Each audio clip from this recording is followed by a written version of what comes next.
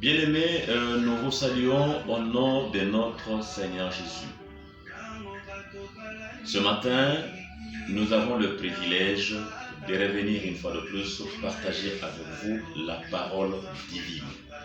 Parce qu'au commencement, c'était la parole était avec Dieu, la parole s'est fait chair, la parole était Dieu. Et c'est cette parole que nous voulons partager avec vous.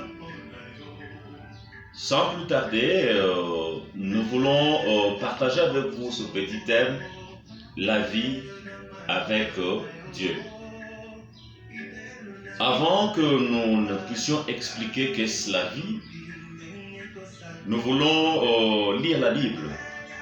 Notre petit thème, nous l'avons tiré dans le livre d'Amos et le livre de Jérémie. Nous lisons le livre de Jérémie, le chapitre 29, le verset 11 jusqu'au 13e verset. Nous lisons: « Car je connais les projets que j'ai formés sur vous, dit l'Éternel, projets de paix et non de malheur, afin de vous donner un avenir et de l'espérance. Vous m'invoquerez, vous partirez, vous me prierez, je vous exaucerai. Vous me chercherez et vous me trouverez, si vous me cherchez de tout votre cœur. » Nous prenons aussi les livres d'Amos rapidement. Nous lisons Amos le chapitre 5 et le verset 56 à 6. Mais nous allons nous atteler sur le verset 6 qui dit: « Cherchez-moi, vous vivrez. » J'aimerais que tu puisses souligner: cherchez-moi, vous vivrez. Donc cherchez l'Éternel et vous vivrez. Donc il dit: ne cherchez pas Bethel, n'allez pas à Gilgal, ne passez pas à Beersheba, car Gilgal sera captif et Bethel anéanti.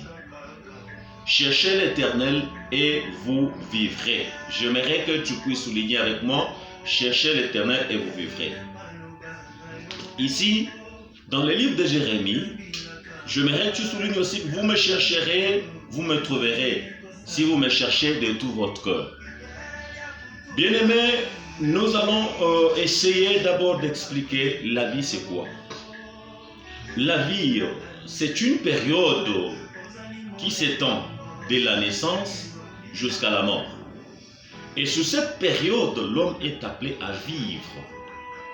À vivre quelle vie?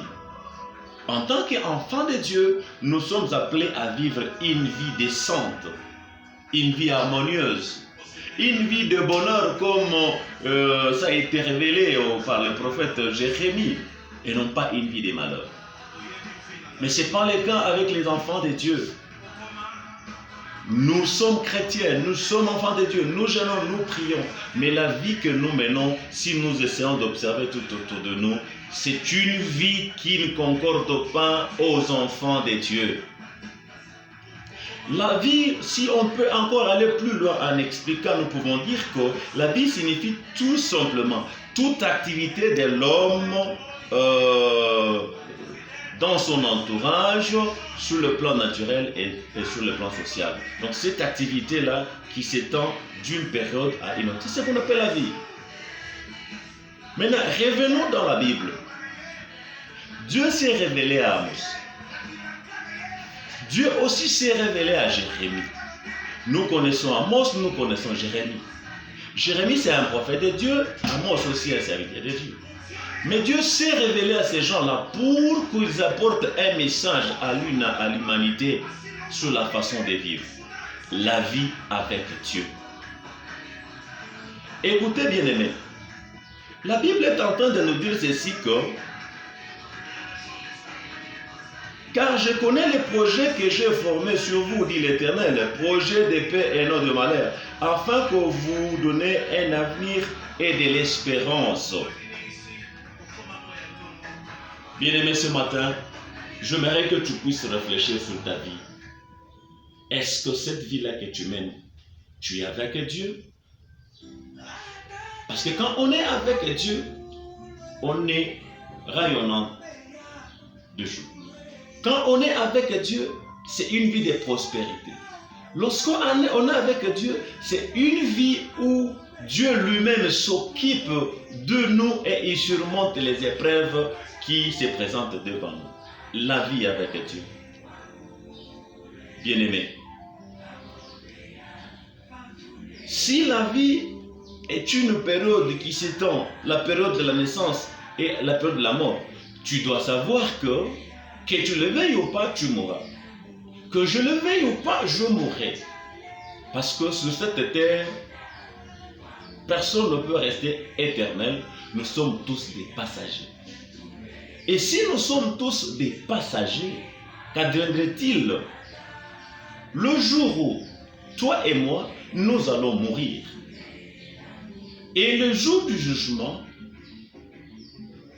notre sort, il sera commun. Si sur cette terre, nous n'avons pas vécu une vie avec Dieu, bien-aimés, le jour du jugement, nous irons dans l'enfer. Mais si nous sommes avec Dieu, si nous vivons avec Dieu, nous disons tout simplement que si nous vivons avec Dieu, nous allons vivre une vie éternelle. Parce que Jésus dit ceci, je suis le pain de la vie, je suis la vie éternelle.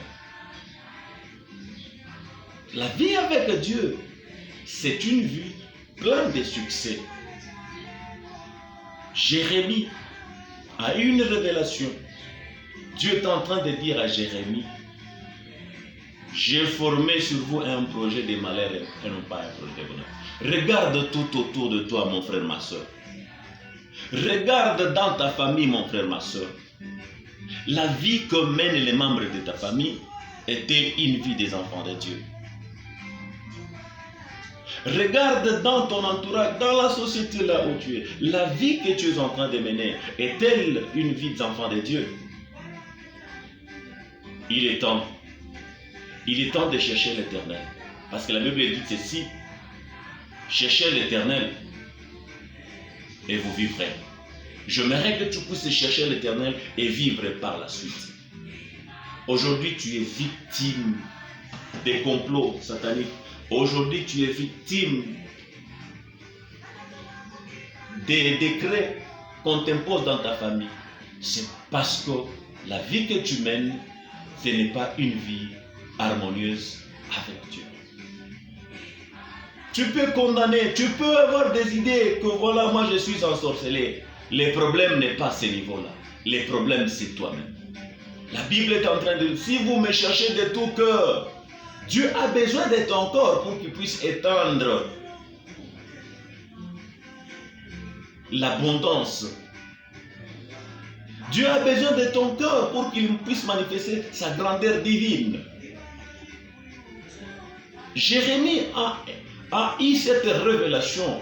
Et quand Dieu lui a dit, vous me cherchez, vous me trouverez si vous me cherchez de tout votre cœur. Écoute, bien-aimé, Dieu a besoin de ton cœur. Est-ce que tu es avec Dieu? La vie que tu mènes, tu la mènes avec Dieu? Parce que Dieu a besoin de ton cœur. Dans ton cœur là, est-ce que Dieu a une place? Pour que ta vie soit une vie harmonieuse, tu dois inviter Dieu. Dieu va s'installer dans toi. Et Dieu, quand Dieu s'installe en toi, il y a des signes. Quand la puissance divine s'installe dans ta vie, il y a des signes. Est-ce que dans ton cœur, Dieu est là? N'est-ce pas dans ton cœur, il y a des prisonniers? N'est-ce pas dans ton cœur, il y a des petites prisons dans lesquelles tu as enfermé des gens? Il y a des gens que tu ne veux même pas sentir dans ta vie. La vie avec Dieu, c'est une vie de pardon. La vie avec Dieu, c'est une vie de vérité. La vie avec Dieu, c'est une vie de sincérité. La vie avec Dieu, c'est une vie de crainte. Est-ce que bien-aimé, tu peux dire aujourd'hui que tu vis avec Dieu? Il y a des gens qui se tapent la poitrine pour dire non, nous sommes des chrétiens. La vie avec Dieu n'est pas synonyme de porter des grosses Bibles comme ça. La vie avec Dieu n'est pas synonyme de faire les offrandes pour épater des gens. La vie avec Dieu, c'est d'abord la marche dans la crainte de Dieu. Alléluia. La vie avec Dieu, ce n'est pas synonyme de bien prêcher. Parce qu'il y a de ces serviteurs de Dieu, quand ils prêchent, ils disent non, moi je prêchais, je connais prêcher. Tu peux bien prétendre prêcher, bien prêcher, connaître prêcher. Mais devant Dieu, cette prédication-là n'est nulle part. Dieu aime ceux-là qui le craignent. Dieu aime ceux-là qui sont obéissants. Abraham a mené une vie avec son Dieu. Et la Bible nous témoigne que Abraham craignait Dieu. Abraham était obéissant. C'est la vie, le mode de vie d'Abraham, c'était l'obéissance et la crainte de Dieu. Et toi, quel est ton mode de vie?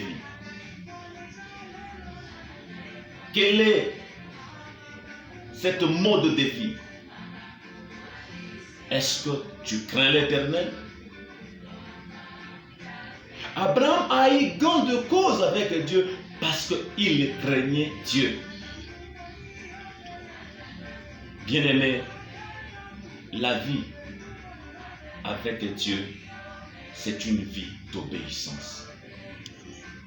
La vie avec Dieu, c'est une vie de vérité, de sincérité. La vie avec Dieu, c'est une vie de pardon. Bien-aimé, c'est la parole que Dieu m'a mis à cœur pour que je partage avec vous. Et que Dieu bénisse sa parole qui vous bénisse.